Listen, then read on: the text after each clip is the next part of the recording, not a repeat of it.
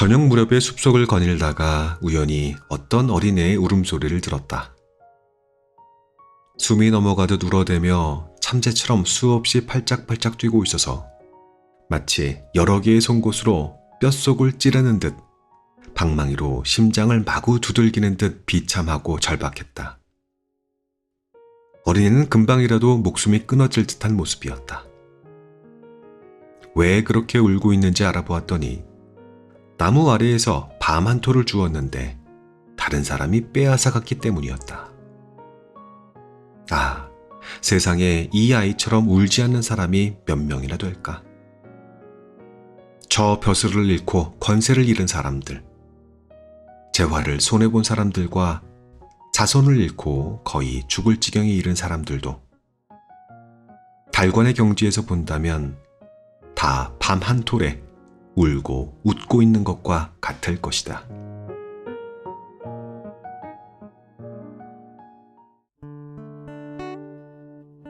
책 읽는 자작나무.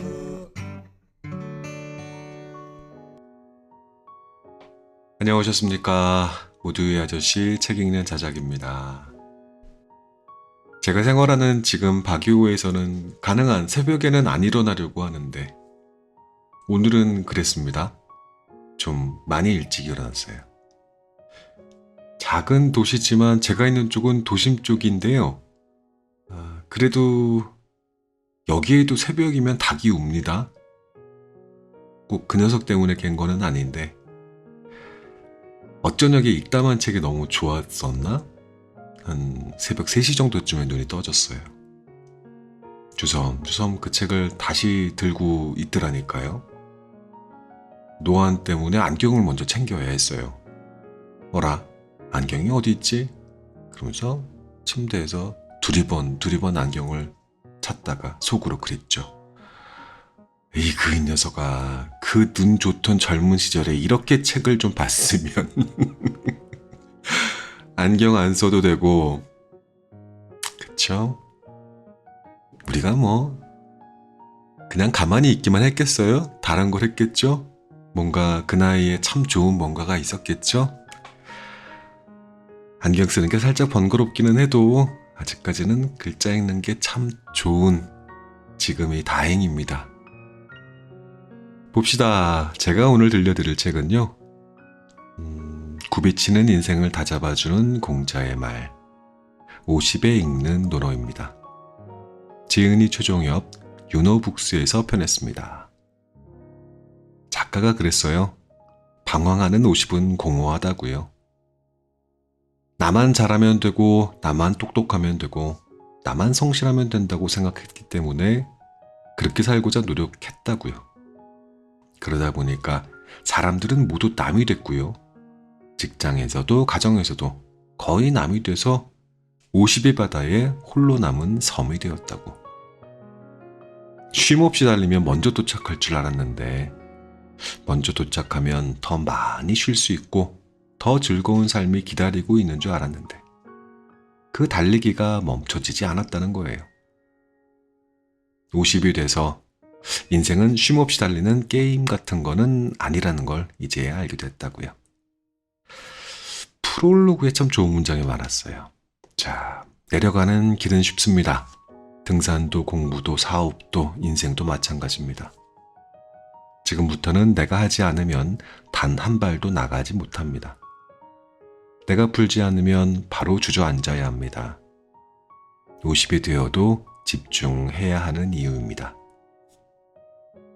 2500년 이상 내려오면서 논어만큼 많은 사람에게 큰 영향을 준 책도 없습니다. 고대로부터 지금까지 사람들은 논어를 읽고 인생을 바꿨습니다. 인생의 절반쯤에 읽는 논어는 특별합니다. 50대에 하는 변화가 진짜 변화, 50대에 하는 선택이 진짜 선택이기 때문입니다. 인생 전반이야 여러 제약 때문에 내 마음대로 살 수 없었다는 핑계라도 될 수 있지만 인생 후반은 다릅니다. 스스로 목표를 세우지 않으면 다른 누군가가 정해진 대로 살아야 합니다. 인생 후반은 잘해도 내 탓, 못해도 내 탓입니다. 50이 가장 적당한 때입니다. 그러니 해결할 수 없는 문제는 덮어두고 해결할 수 있는 문제에 집중해야 합니다. 사람의 힘으로 풀 수 없는 문제는 남겨두는 것도 전략입니다. 현재에 집중하려면 방해 요소를 제거해야 합니다. 나이 50에 논어를 읽고 인생이 쉽게 바뀔 거라면 애초에 흔들리지도 않았을 겁니다. 하지만 논어가 논어로 끝나는 게 아닌 논어에서 실천 전략과 변화의 실마리를 끌어낸다면 그때 논어는 전혀 다른 논어가 될 겁니다. 어떠십니까? 좋지요? 새벽에 일찍 일어날 만 했지요? 공자님의 말씀과 작가의 이야기를 같이 들어볼 거예요. 자작나무 약국에 문을 열겠습니다.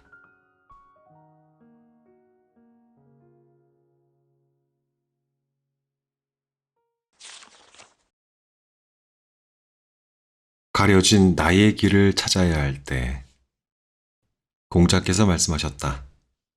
나는 15에 학문의 뜻을 두었고 30에 확고하게 섰으며 40에 의욕이 없었고 50에 천명을 알았으며 60에 귀가 순해졌고 70에 마음 내키는 대로 해도 법도를 넘지 않았다. 1980년대 후반 20년대 청년 가객 유지아가 부른 노래 가리워진 길 나의 길입니다. 보일 듯 말 듯 가물거리는 안개 속에 쌓인 길, 잡힐 듯 말 듯 멀어져 가는 무지개와 같은 길, 그 어디에서 날 기다리는지 둘러보아도 찾을 수 없네. 그대여 힘이 돼 주오. 나에게 주어진 길 찾을 수 있도록. 그대여 길을 터주오. 가리워진 나의 길. 25세 나이로 단 한 장의 앨범만 남기고 떠난 싱어송라이터인 그가 살아있다면 올해로 60이 됩니다. 25세의 그 가객보다 30년을 더 살아 50 지천명이 되고 62순이 되어도 가려진 그 길을 여전히 찾지 못하는 것 같습니다. 어쩌면 우리 인생은 보일 듯 말 듯 가물거리는, 잡힐 듯 말 듯 멀어져가는 그 길을 걸어가는 나그네인지도 모릅니다.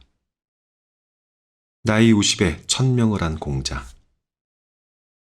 공자는 30즈음에 사학을 열 정도로 학문적 독립을 합니다. 특히 30대 초반 주나라 주도인 나급을 방문하여 노자를 만난 이후 공자 사학을 찾는 제자들의 수가 급증했다고 하니 경제적인 독립과 사회적인 독립은 자연스러운 결과였습니다. 30대 중반에는 망명길을 오른 노나라 왕과 함께 제나라로 가서 정치를 논하기도 했습니다. 공자의 40대는 난을 일으킨 양호가 공자를 초빙했으나 가지 않았다는 48세의 기록이 유일합니다. 공자는 40을 불옥이라 했습니다. 불옥은 흔들리지 않음입니다. 특히 사람에 흔들리지 않습니다. 공자는 나이 40즈음에 사람을 제대로 볼 줄 아는 지혜를 갖게 된 것입니다. 공자는 젊어서부터 정치를 하고 싶었지만 노나라 실세였던 삼환의 저지로 50이 넘어서야 가능했습니다. 전쟁과 패권이 넘치는 격변의 춘추시대였지만 예와 덕이 살아있는 나라다운 나라를 만드는 것을 천명으로 생각했던 공자는 50대 초반에 왕의 부름으로 정치에 나서게 됩니다. 공자의 천명은 화평의 시대를 만드는 평화의 사도였습니다. 살아가는 이유를 스스로 정하는 것, 바로 지천명입니다. 공자는 바른 정치를 실현함으로써 평화의 시대가 가능하다고 믿었습니다. 하지만 그게 어느 정도 가능성을 보이자 이웃 제나라와 노나라의 실세였던 계시의 농간으로 공자는 노나라를 떠나지 않을 수 없었습니다. 50대 중반에서 60대 후반까지 14년 동안 7개의 나라를 떠돌아다녀야 했습니다. 결국 공자의 지천명은 노나라에서 실현되지 못했습니다. 공자는 이 순으로 대변되는 60대 대부분을 풍찬노숙 이국에서 보내게 됩니다. 사람들의 비웃음과 무시 속에서 60대를 보냈습니다. 귀가 순해진다는 말은 타인이 알아주지 않더라도 노여워하지 않고 열정과 천명을 가진 채 묵묵히 자기의 길을 갔다는 의미입니다. 천하주유에서 돌아온 68세 공자는 천명을 이룰 방법을 바꿉니다. 현실 정치에 뛰어들어 나라를 바꾸는 방법은 더 이상 불가능해졌기에 방법을 바꾸어 춘추를 쓰고 시경을 편찬했습니다. 73세의 나이로 노나라 곡부에서 인생을 마쳤습니다. 60의 천명을 알아도 늦지 않다. 요즘 장수하는 어르신의 나이를 대략 90세 정도로 본다면 현대인의 나이에 0.8을 곱해 2500년 전 공자와 거칠게 비교를 해보는 것도 재밌어 보입니다. 현대인들은 19에서 20세의 대학을 진학하면서 비로소 학문의 뜻을 두고 30대 중후반은 되어서야 비로소 독립다운 독립을 합니다. 학문적으로 독립할 수 있는 박사가 되는 나이도, 가정을 이루고 가족을 형성하는 나이도, 경제적으로 독립하는 나이도 마찬가지입니다. 보통 30대 중반까지는 어느 정도 자리를 잡았지만 갈등은 계속됩니다. 업무에서 오는 고민과 걱정, 사람들과의 갈등과 어려움으로 흔들릴 때가 너무 많습니다. 10여 년이 지나면 업무의 전문성은 높아지고 사람들과의 갈등에서 여유롭게 대처할 수 있게 됩니다. 요즘 우리는 50은 되어야 세상에 어느 정도 흔들리지 않는 부록이 된다 말할 수 있을 것 같습니다. 너나 할 것 없이 어떻게 사는 게 흔들리지 않는 삶인가를 두고 고민합니다. 50이 되면 경제적인 안정에 자유로운 몸이 되어 편안하게 살아갈 수 있다는 막연한 희망이라도 있었습니다. 그러나 막상 50이 넘고 환갑이 지나도 불안한 직업과 들쭉날쭉한 수입에 흔들리는 삶에서 벗어나기 어렵습니다. 공자께서는 40에 흔들림을 졸업하고 부록이 되셨다는데 스마트한 우리는 어찌하여 환갑이 되도록 계속 흔들리고만 있는 걸까요? 공자께서는 40에 세상의 다양한 문제에서 흔들림을 졸업하고 부록이 되셨다는데 똑똑한 우리는 어찌하여 환갑이 되도록 먹고 사는 문제조차 벗어나지 못하는 걸까요? 춘추시대 50대의 공자가 이룬 지천명을 우리는 60에 이뤄도 늦지 않습니다. 0.8의 비율을 적용해 본다면 63세에서 74세까지가 지천명을 이룰 나이입니다. 그러니 40대의 나이라면 비로소 이립이 완성되는 시기입니다. 50대라면 한창 흔들리는 유혹의 시기입니다. 삶에 흔들리고 돈에 흔들리고 사람에 흔들리는 시기입니다. 인생의 천명을 몰라도 문제 없습니다. 환갑이 되어도 자신의 천명이 무엇인지 모르는 사람들이 적지 않습니다. 그래도 괜찮습니다. 63세부터 서서히 인생의 천명을 찾아 정하면 되기 때문이죠. 인생은 60부터라는 말이 헛헛하게 들리지 않는 이유입니다. 그러니 지금 50도, 60도 모두 희망입니다. 이리로 가나 저리로 갈까 아득하기만 한데 이끌려가듯 떠나는 이는 갈 길을 찾았나? 손을 흔들며 떠나보낸 뒤 외로움만이 나를 감쌀 때 그대여 힘이 돼 주오. 나에게 주어진 길 찾을 수 있도록 그대여 길을 터주오. 가리워진 나의 길. 50에 들리는 유재하의 노래에 희망이 있는 이유입니다. 이리로 가나 저리로 갈까 아득하지만 자신의 천명에 이끌려가듯 떠나는 이는 자신의 길을 찾을 수 있기 때문입니다. 25세의 가객이 노래한 지 30년도 더 지났지만 가리워진 나의 길을 누군가는 찾아내야 할 것 같습니다. 그게 바로 나이고 우리이기를 바랍니다.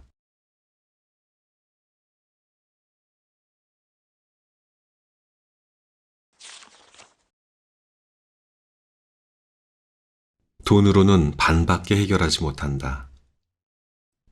섭공이 정치에 관해 물었을 때 공자께서 말씀하셨다. 가까이 있는 사람은 기뻐하고 먼 곳의 사람은 찾아오게 하는 것이다. 초나라 변방의 경대부였던 섭공이 오랜만에 초나라를 방문한 공자에게 정치에 관해 물었습니다.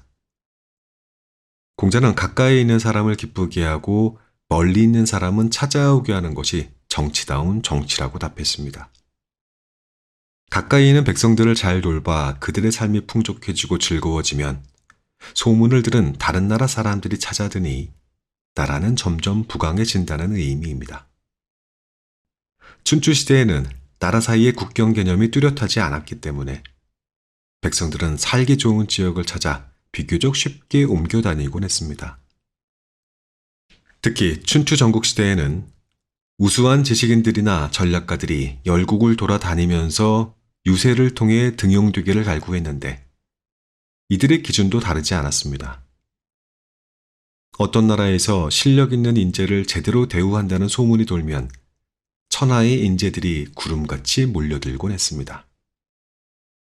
각국의 제후들은 인재를 등용하여 패권국이 되고자 했기에 섭공이 정치를 물었을 때 공자께서 그렇게 답한 것입니다. 돈으로 모두 해결될 줄 알았다. 다산 정약용의 유배지에서 아들에게 보낸 편지의 한 대목입니다. 저녁 무렵에 숲속을 거닐다가 우연히 어떤 어린애의 울음소리를 들었다. 숨이 넘어가듯 울어대며 참새처럼 수없이 팔짝팔짝 뛰고 있어서 마치 여러 개의 송곳으로 뼛속을 찌르는 듯 방망이로 심장을 마구 두들기는 듯 비참하고 절박했다. 어린이는 금방이라도 목숨이 끊어질 듯한 모습이었다. 왜 그렇게 울고 있는지 알아보았더니 나무 아래에서 밤 한 토를 주었는데 다른 사람이 빼앗아 갔기 때문이었다. 아, 세상에 이 아이처럼 울지 않는 사람이 몇 명이나 될까? 저 벼슬을 잃고 권세를 잃은 사람들, 재화를 손해본 사람들과 자손을 잃고 거의 죽을 지경에 이른 사람들도 달관의 경지에서 본다면 다 밤 한 톨에 울고 웃고 있는 것과 같을 것이다. 학업을 마치면 누구나 일을 시작합니다. 빠르거나 늦기는 해도 일을 하지 않을 수는 없습니다. 남자나 여자나 도시 사람이나 시골 사람이나 미혼이든 기혼이든 독립해 살아가려면 일을 해야만 합니다. 결혼하고 가족이 하나 둘 늘기 시작하면 직업은 선택이 아닌 필수가 될 수밖에 없습니다. 처음엔 월세도 가슴 뛰는 행복이지만 시간이 가며 전세가 필요한 이유는 넘쳐나고 자가주택이 필요한 이유가 너무도 많아집니다. 은행 융자금이 집값의 반이 넘어도 생애 처음으로 우리 집을 장만했을 때 세상을 다 가진 듯 뛰는 가슴을 억누를 수 없었습니다. 하지만 아무리 열심히 일해도 빚없는 인생이 되기란 결코 쉬운 일이 아니라는 걸 50이 되며 깨닫습니다. 첫 아이를 낳았을 때 아내 혼자 병원에 보내놓고 상사 눈치가 보여 외출도 못하고 회사에서 끙끙대고 있었던 이유, 아이들이 초등학교 다니는 6년 동안 6번의 운동회가 있었음에도 단 한 번도 참석하지 못했던 이유, 큰아이와 작은아이의 초등학교 졸업식에도 참석하지 못했던 이유, 일주일에 단 하루 일요일도 한 달에 겨우 2번밖에 쉴 수 없었던 이유, 휴일이면 놀러 가자는 아이를 내치고 피곤함에 잠만 자야 했던 이유가 있었습니다. 힘들지만 월세를 지나고 전세를 지나 새 아파트에 입주하면 그동안의 미안함과 소홀함을 다 이해받고 박수받을 수 있을 거라고 생각했습니다. 멋진 차와 아파트만 있으면 그동안의 소원함을 메워줄 거라고 생각했습니다. 재화만사성, 돈이면 모든 걸 해결할 줄 알았습니다. 행복에는 돈이 필요하고 돈을 벌려면 많은 것을 희생해도 그만한 가치가 있다고 생각했습니다. 그래서 회사가 1순위, 가족은 2순위, 내 꿈은 3순위가 되어 나이 50을 맞이했습니다. 돈으로는 반만 해결할 수 있다. 50이 넘으면 재화만사성이 아니라 가화만사성이 더 중요하다는 걸 깨닫습니다. 돈이 있으면 삶이 편안하기는 하겠지만 모든 게 해결되진 않습니다. 가정이 화목해야 모든 것이 잘 이루어진다는 오래된 격언이 더 가까이 다가옵니다. 가정이 화목해지려면 먼저 근자열이 되어야 합니다. 가장 먼저 배우자와 화목해야 합니다. 아이들과 문제가 없어야 합니다. 부모님의 사랑과 형제 자매들의 우애가 있어야 합니다. 이 모두가 마음처럼 쉽지 않습니다. 하루만 떨어져 있어도 죽을 것 같이 보고 싶어 결혼한 사람도 수십 년 화목하기가 결코 쉽지 않습니다. 눈에 넣어도 아프지 않은 아이들이지만 그 아이 때문에 남몰래 눈물 흘릴 때가 많습니다. 언제나 곁에서 지켜줄 것만 같았던 부모님이 돌아가시면 하늘이 무너지는 슬픔과 그동안의 불효에 가슴이 미어집니다. 좋았던 형제간의 우애도 유산 상속의 갈등을 거치면서 서먹서먹해지기 쉽습니다. 재화 반사성입니다. 돈으로 해결할 수 있는 건 반밖에 되지 않습니다. 돈이 다가 아니었다는 걸 나이 50이 되면 알게 됩니다. 아내는 아내대로, 남편은 남편대로, 아이는 아이대로, 부모님은 부모님대로, 형제는 형제대로 인생을 살아갑니다. 목구멍이 포도청이고 월급이 하나님이라 어쩔 수 없었다는 걸 모두 이해합니다. 하지만 공허가 찾아오는 것 또한 사실입니다. 의 좋았던 형제들도 부모 장례식이 끝나면 서서히 갈라지는 모습을 자주 봅니다. 마음속으로야 우리 형제들은 다른 집안의 형제들과 다르다고 생각했지만 상속 문제가 현실이 되면 별 수 없다는 걸 깨달으며 인생이 씁쓸해집니다. 돌아서며 후회하지만 돈 앞에만 서면 작아지는 자신을 보며 힘없이 삶을 되돌아봅니다. 남편이 화를 내면 아내가 불편해집니다. 아내가 화를 내면 남편 역시 불편해집니다. 누가 화를 내든 아이들은 몇 배 더 스트레스를 받습니다. 화를 내며 출근하면 회사 일이 엉망이 됩니다. 부부가 화목하면 가화만사성입니다. 부부가 화목하면 재화반사성입니다. 50이 되어서야 비로소 알게 되었습니다.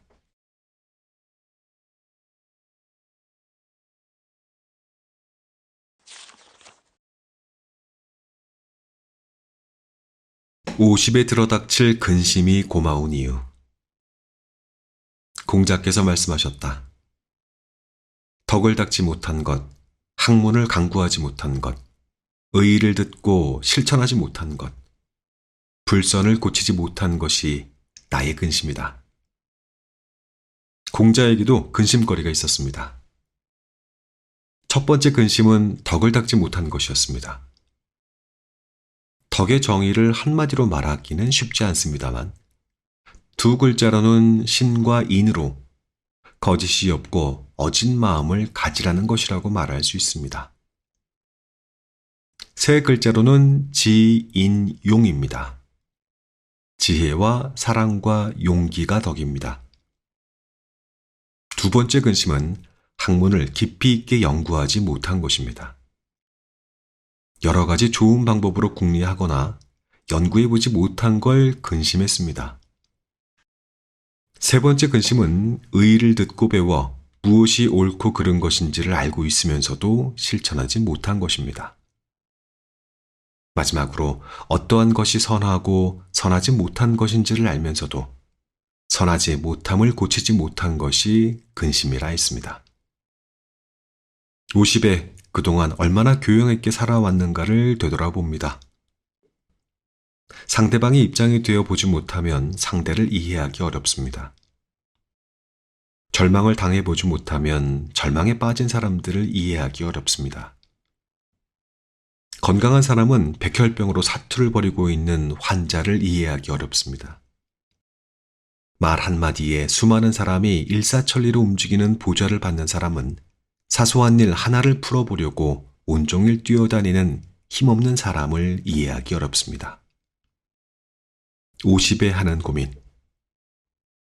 자기는 인하지 않으면서 타인은 인해야 한다고 당연하게 생각하고 있지는 않은지, 자기는 의롭지 않으면서 타인은 늘 올바르게 행동해야 한다고 믿고 있진 않은지, 자기는 예의를 지키지 않으면서 타인은 반드시 예의를 지켜야 한다고 믿고 있진 않은지, 자기는 지혜롭지 못하면서 타인은 지혜롭게 행동해야 한다고 요구하진 않은지, 자기는 약속을 지키지 못하면서 타인은 반드시 약속을 지켜야 한다고 믿고 있지는 않은지 되돌아봐야 할 시간입니다.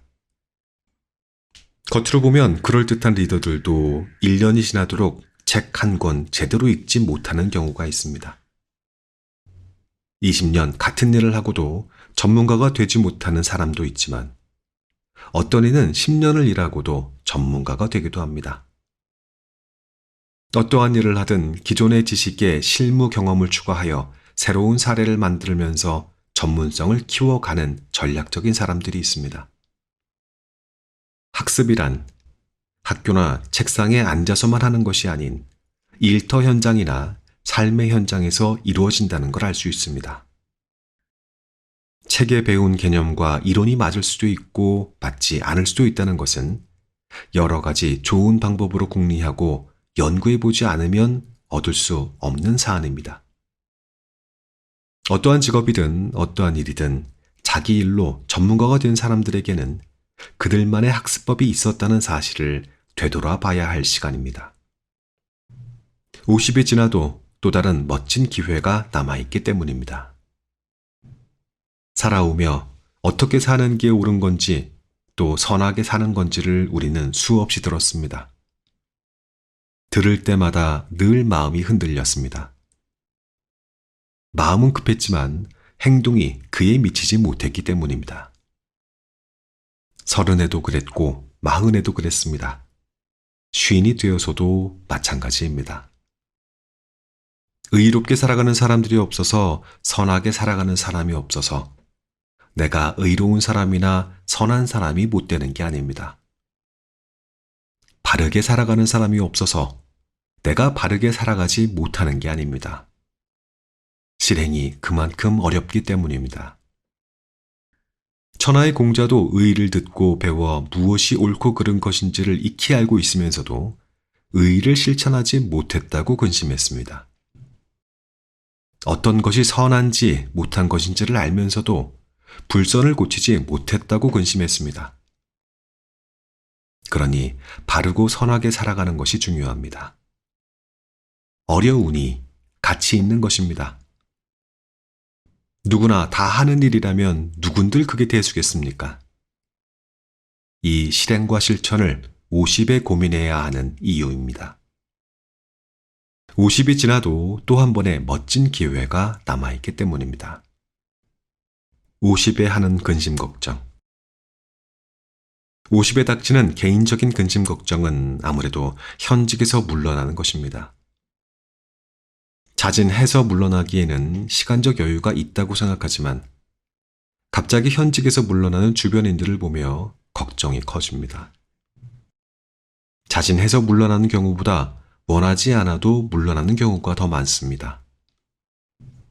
일에서 밀려나간 그간 별 문제 아니었던 권력과 권위, 경제와 돈, 건강과 질병의 문제가 연쇄적으로 따라옵니다. 50에 닥치는 조직이나 사회에서의 걱정거리는 공자께서 지적했던 것처럼 교양이라고는 눈을 씻고 봐도 찾을 수 없는 사람, 학습과는 아예 담을 쌓고 사는 사람, 좋은 책을 보고 훌륭한 강의를 많이 들어도 변함없는 사람, 좋지 못한 행동을 분명히 알면서도 여러 구실을 붙여 정당화시키는 사람들입니다. 우리 주위에는 이러한 사람들이 적지 않습니다.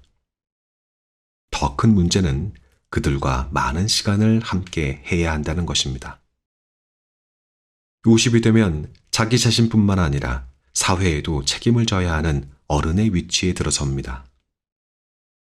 지천명과 더불어 우리에게는 다양한 사람들과 함께 또 한 번의 멋진 기회가 남아 있기에 되돌아보는 것입니다.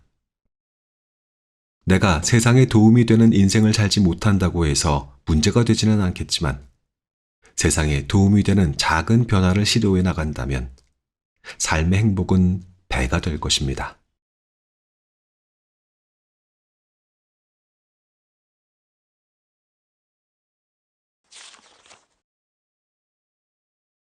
간절함과 두려움으로 공부하라. 공자께서 말씀하셨다. 학문은 마치 미치지 못할 것 같은 갈급한 마음으로 배움에 임해야 하며 배운 것을 잃어버릴까 두려워하듯 배움에 임해야 한다. 2500년 전 공자의 학습법은 치열했습니다. 공자는 공부에 임하는 자세를 두 가지로 요약했습니다. 하나는 아무리 열심히 해도 미치지 못할 것 같은 갈급한 마음입니다. 다른 하나는 한 번 배운 지식은 절대로 잃어버려선 안 된다는 마음입니다. 공자의 제자 자공은 실천하는 방법으로 절차탁마를 들었습니다. 옥반지를 만들 때 톱으로 돌을 자르고 자른 돌을 줄로 갈고 반지 모형으로 만들고자 정으로 쪼고 모래종이로 윤이나게 문지르면서 갈고 닦으라는 절차탁마의 방식으로 공부를 해야 한다고 했습니다. 간절한 마음과 두려운 마음으로 공부에 임해야 한다고 공자는 말합니다. 단 1점 때문에 불합격했다면 1점은 그저 1점이 아닙니다. 100점과 같은 1점입니다. 그만큼 갈급한 심정으로 학습에 임해야 한다는 것입니다. 간절함의 레퍼토리. 저는 무책임하게도 간절히 원하면 이루어진다 라고 사람들에게 말하곤 했습니다. 직장에서는 후배나 부하 사원들에게 했으며 집안에서는 아이들에게 시도 때도 없이 남발했습니다. 누군가 찾아와 조언을 구할 때면 간절함이 레퍼토리가 되었습니다. 그런데 정작 저는 간절하게 해본 적이 별로 없습니다. 간절하게 해보지도 못한 채 그저 입으로만 잘난 체를 밥 먹듯이 했습니다. 어떤 책을 봐도 간절하게 하면 된다고 했기 때문에 저는 그렇게 될 것으로 믿고 자신있게 목소리를 높였던 것 같습니다. 그 무책임한 말을 듣고서 간절함을 가지고 일하는 후배나 부하 사원은 없었습니다. 그들이 바보가 아닌 이상 모를 리가 없습니다. 앞에서는 선배의 말을 잘 듣는 신용을 했겠지만 돌아서선 바로 너나 잘하지 라고 했을 것입니다. 그러며 그들도 후배들에게 간절함 타령을 했을지도 모릅니다. 사람들은 늘 정답만 말합니다. 선배도 상사도 방송도 책에서도 언제나 바른 소리만 늘어놓습니다. 그래서 세상엔 바른 소리가 넘쳐납니다.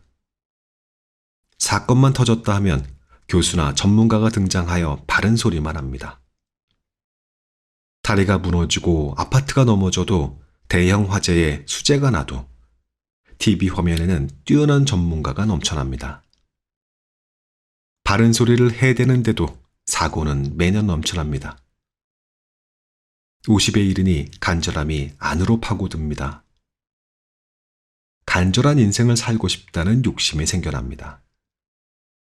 남들이야 어떻게 인생을 살아가든 시간이 더 가기 전에 간절함을 가지고 뜨거운 삶의 시간을 보내고 싶은 마음이 들기 시작했습니다. 행동이 아닌 말로 살아온 지난 시간이 적지 않은 부담이 됐지만 그래도 지금이 아니면 더 이상의 기회가 없을 것 같은 두려움이 들기도 합니다. 정말 부러운 것 중 하나가 인생을 뜨겁게 보낸 사람들의 모습입니다. 10년, 20년, 아주 오랜 시간 동안 한 가지 일에 몰두한 결과 의미 있는 성과를 만들어가는 사람들의 이야기에는 늘 부러움을 느낍니다. 50에 시작했건 60에 시작했건 자신만의 영역을 구축해가는 아름다운 삶의 모습은 그 시작점이 중요한 게 아니라 오랫동안 변함없이 열정을 다했다는 데 있습니다. 30, 40에 그 일을 시작할 수 있으면 너무 행복했겠지만 불행히도 우리 주변에 그러한 행운을 잡는 이가 많지 않습니다. 아니, 30, 40에 생각지도 못했던 삶의 역경이기에 50, 60에 이르러 열정적인 삶이 더 가치 있게 다가오는 것인지도 모릅니다. 50에 취해야 할 단 하나, 간절함. 요즘 주변에서 종종 듣는 이야기가 하나 있습니다. 나도 열정을 불살라가며 미친 듯이 일을 좀 해봤으면 좋겠어. 하지만 그런 일이 없다는 게 문제야. 그들이 되는 이유는 거의 비슷합니다. 매달 받는 월급 때문에 열정을 불사르는 일을 할 수 없다고 합니다. 당장 필요한 수입을 위해 진행하는 아르바이트 때문에 열정을 불사를 수 있는 일을 할 수 없다고 합니다. 딸린 식구 때문에 열정을 불사를 수 있는 일을 할 수 없다고 합니다.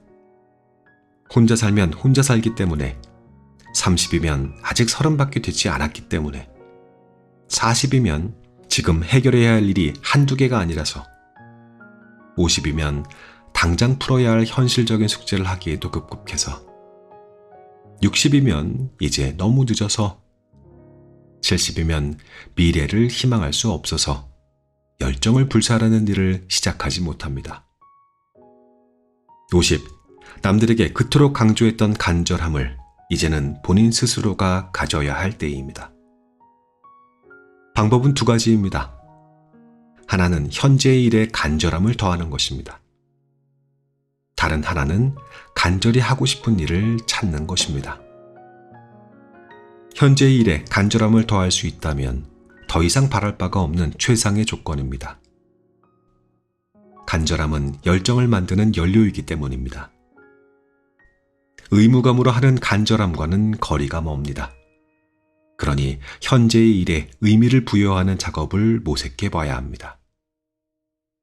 일에 의미를 더하는 건 시들어가는 꽃에 물을 주는 것과도 같습니다. 꽃이 시들어가는 건 꽃이 아름답지 않아서가 아니라 물이 부족하기 때문입니다. 직업이나 일이 의미가 없어서 간절하지 않은 게 아니라 의미 부여를 충분히 하지 않아서일 가능성이 높습니다. 비록 의무감으로 하는 일이라 해도 의미 없는 일은 없습니다. 본인만 그렇게 생각하고 있을 공산이 큽니다. 마음처럼 쉽지는 않지만 간절히 하고 싶은 일을 찾는 방법도 가능합니다. 직업이나 경력을 바꾼다는 게 큰 결심을 요하기는 하지만 50에 도전해 볼 만한 일이기도 합니다. 절차탁마에 정신을 끌어낼 수 있는 간절한 일이라면 용기 내에 도전해야 합니다. 한 번 더 열정을 불살라가며 미친 듯이 일하고 싶다면 현재의 일에 간절함을 더하던가 간절히 하고 싶은 일을 찾아 도전해야 합니다. 용기가 필요한 일입니다.